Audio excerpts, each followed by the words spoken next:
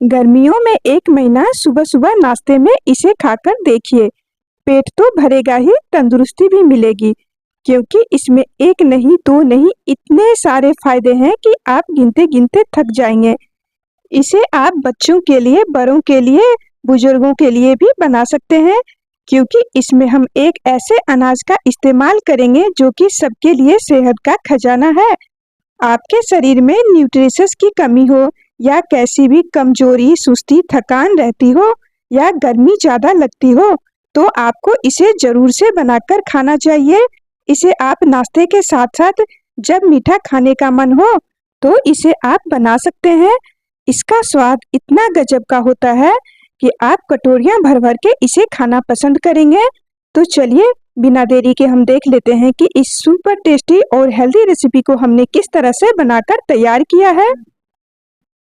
नमस्ते दोस्तों, एक बार फिर से आप सभी का हमारे चैनल में बहुत बहुत स्वागत है। तो चलिए आज की रेसिपी शुरू करते हैं। यदि आपको हमारी वीडियो पसंद आती है तो प्लीज एक लाइक भी जरूर कर दें। इस रेसिपी के लिए सबसे पहली चीज जो हमें चाहिए वो है बारले। इसे जौ भी कहा जाता है। ये मार्केट में कहीं पर भी आसानी से मिल जाता है या फिर ऑनलाइन भी इसे आप मंगवा सकते हैं। यदि आपको सुबह में नाश्ता बनाना है तो इसे रात में ही भिगो के रखना होता है, बढ़िया से धोकर। और देखिए हमने भिगो के रखा था और ये अच्छे से फूल चुका है। रात का पानी फेंक कर और बढ़िया से फिर से इसे धो लेना है। अब एक कुकर ले लीजिए। कुकर में सभी को पानी से छानते हुए डाल देना है। ये जो होता है वो थोड़ा थोड़ा गेहूं की तरह दिखता है, पर इसका कलर गेहूं से थोड़ा व्हाइट होता है और इसका साइज भी थोड़ा छोटा होता है गेहूं से। ये गर्मियों के लिए बहुत ही फायदेमंद होता है। सभी को कुकर में डालने के बाद और जिस कटोरी से हमने ये जौ लिया था उसी कटोरी से 2 कटोरी पानी डाल दिए हैं। कुकर का ढक्कन बंद करके गैस पर रख दीजिए और एक सीटी तेज आंच पे लगाना है। एक सीटी आने के बाद गैस का फ्लेम बिल्कुल लो कर दीजिए और धीमी आंच पर 4 से 5 सीटी और आने दीजिए। इतने में ही ये अच्छे से पक जाएगा। तो आप खोलकर चेक भी कर सकते हैं, अगर नहीं पका है तो फिर से आप सीटी लगा सकते हैं। पर 5 से 6 सीटी में ये बहुत ही अच्छे से पककर तैयार हो जाता है। तो यहाँ पर 6 सीटी आ चुके थे। गैस का फ्लेम बंद करके कुकर को हटा के और इसे खुद से ठंडा होने दीजिए। जब तक कुकर ठंडा हो रहा है तब तक हम यहाँ पर आगे की तैयारी कर लेते हैं। ये जो आप देख रहे हैं ये है खसखस। इसे पोपी सीड या फिर पोस्ता दाना भी कहा जाता है। इसके और कई सारे नाम भी है। तो इसे हमने रात में ही 1 चम्मच पानी में भिगोकर रख दिया था। ये बहुत ही छोटे छोटे दाने होते हैं। इसकी तासीर बहुत ही ज्यादा ठंडी होती है और ये सेहत के लिए बहुत ही ज्यादा फायदेमंद होता है। साथ ही हमने 8 से 10 बादाम को भी भिगो दिए थे। बादाम का छिलका हटा देने से और भिगोने से बादाम की जो गर्म तासीर होती है वो निकल जाती है और फिर गर्मी में इसे खाने से कोई नुकसान नहीं होता है, बल्कि ढेर सारे फायदे मिलते हैं। और इसी के साथ हमने 8 से 10 काजू को भी भिगो दिए थे। तीनों चीजों को रात में ही भिगो देना है। इसके बाद बादाम के छिलके को हटाकर और तीनों चीजों का पानी फेंककर दूध के साथ बिल्कुल महीन सा पेस्ट तैयार कर लेना है। सारी चीजें बहुत ही कम मात्रा में है, तो इसको पीसने के लिए चटनी वाला जार का इस्तेमाल कीजिएगा। और देखिए जार में लगे हैं पेस्ट, तो उसमें दूध डालकर अच्छे से सभी को निकाल लेना है। अब यहाँ पर एक कढ़ाई को गर्म होने दे दी हूँ। कढ़ाई जब हल्की गर्म हो जाए तो उसमें आधा छोटा चम्मच घी डाल दीजिए। घी को बढ़िया से गर्म कर लीजिए और इसमें हमने 1 कटोरी डाल दी हूँ मखाना, जिसे कि लोटस सीड भी कहते हैं। ये भी हमारे स्वास्थ्य के लिए बहुत ही ज्यादा फायदेमंद होते हैं। इसे हमने थोड़े से घी में भूना है। आप चाहे तो इसे ड्राई रोस्ट भी कर सकते हैं। 3 से 4 मिनट इसे भूनने में लग जाएंगे।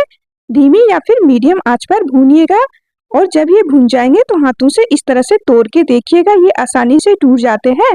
तो गैस का फ्लेम बंद करके और इसे निकाल के रख लीजिए। कुकर का भाप भी खुद से सारा निकल चुका है। तो अब इसे हम खोलेंगे और यहाँ पर देख सकते हैं जो भी पानी हमने डाला है वो सूख चुका है और ये बारले भी बहुत ही अच्छे से पक गया है। तो आप देख सकते हैं कितने बढ़िया से ये पक गया है। तो इस तरह से पका लेंगे तो आगे इसे हमें ज़्यादा पकाने की ज़रूरत नहीं होगा। ये जौ खाने से बहुत ही फायदे मिलते हैं। सबसे पहला फायदा यह है कि ब्लड में ये शुगर लेवल को कंट्रोल रखते हैं, तो डायबिटिक पेशेंट भी अपनी डाइट में इसे आराम से शामिल कर सकते हैं, पर वो चीनी का इस्तेमाल नहीं करें। बच्चे, बड़े बुजुर्ग सभी के लिए ये बहुत ही ज़्यादा फायदेमंद है, तो आप भी इसे अपने खाने में ज़रूर शामिल करें। फिर से हमने कुकर को गैस पे रख दी हूँ। गैस का फ्लेम ऑन करके मीडियम कर देना है और यहाँ पर मैं 2 कटोरी दूध डाल दी हूँ इसमें। दूध उबालकर और हमने यहाँ पर फुल क्रीम लिया है। यदि आप वजन कम करना चाहते हैं तो दूध की मलाई निकाल दें या फिर कम फैट वाला दूध का इस्तेमाल करें, और यदि आप दुबले पतले हैं तो मलाई के साथ ही या फिर फुल क्रीम वाला दूध इस्तेमाल करें इसमें। देखिए यहाँ पर मैंने 2 छोटे छोटे दालचीनी के टुकड़े लिए हैं, उसे भी हम डाल दिए हैं ताकि जैसे जैसे दूध उबले वैसे वैसे इसका फ्लेवर दूध में आ जाए। दालचीनी भी हमारे स्वास्थ्य के लिए बहुत ही फायदेमंद है, तो इसे भी जरूर डालें, स्किप ना करें। जैसे ही दूध में उबाल आ गया तो यहाँ पर जो हमने खसखस, बादाम और काजू का पेस्ट तैयार किया था वो सारा का सारा डाल दिए हैं। कटोरी में लगे हुए हैं तो उसमें हम वही दूध डालकर और अच्छे से घोलकर इसमें डाल रहे हैं। अब अच्छे से चलाकर मिला लीजिए। इसे डालने से ये जौ की खीर जो है वो गाढ़ी होनी शुरू हो जाएगी। तो कुछ देर पकाने के बाद आप यहाँ पर देख सकते हैं ये गाढ़ा हो गया है। तो यदि आपको इससे ज़्यादा गाढ़ा करना है तो कुछ देर और दूध को आप पका सकते हैं। मैं इसी तरह का रखने वाली हूँ। जैसे ही दूध गाढ़ा हो जाए, खीर की तरह दिखने लगे, तो इसमें हमें मिठास के लिए चीनी डालना है। तो यहाँ पर आप अपने स्वाद अनुसार चीनी डालें। यदि आपको चीनी से परहेज है तो चीनी की जगह आप धागे वाली मिश्री को कूटकर इसमें डाल सकते हैं, या फिर आप इसमें गुड़ का भी इस्तेमाल कर सकते हैं। मिश्री की भी तासीर ठंडी होती है, तो गर्मियों के लिए बहुत ही फायदेमंद है धागे वाली मिश्री खाना। और यदि आप इसमें गुड़ का प्रयोग कर रहे हैं तो गैस का फ्लेम बंद कर दें, फिर गुड़ डालें।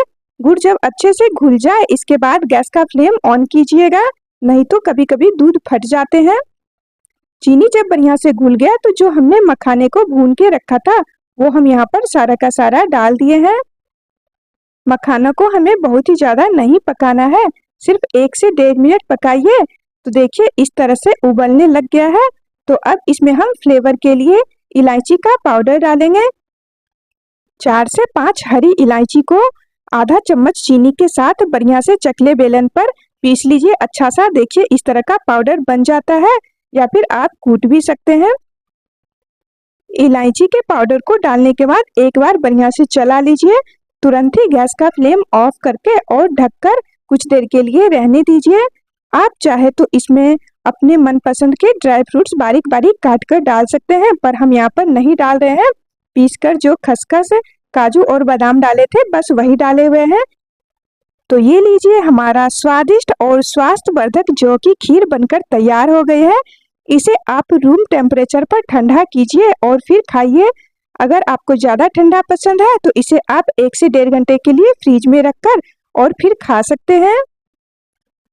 सुबह सुबह 1 महीने आप इसे हर रोज ले लेते हैं तो थकान, सुस्ती, कमजोरी, चक्कर आना सारे 1 महीने में ही दूर हो जाएंगे। ऐसे इसे आप सुबह, दोपहर, रात कभी भी खा सकते हैं। इसके बहुत सारे फायदे ही फायदे हैं। जौ की तासीर जो होती है वो ठंडी होती है, इसीलिए गर्मियों में इस अनाज का प्रयोग बहुत ही ज़्यादा फायदेमंद होता है। इसे खाने से पेट में ठंडक भी रहेगी, पेट भी भर जाएगा और ढेर सारे फायदे भी मिलेंगे। सुबह सुबह नाश्ते में आप इसे कुछ दिन जरूर खा के देखें, आपको बहुत ही ज़्यादा इसके लाभ मिलेंगे और बहुत ही ज़्यादा आपको ये पसंद आएगी।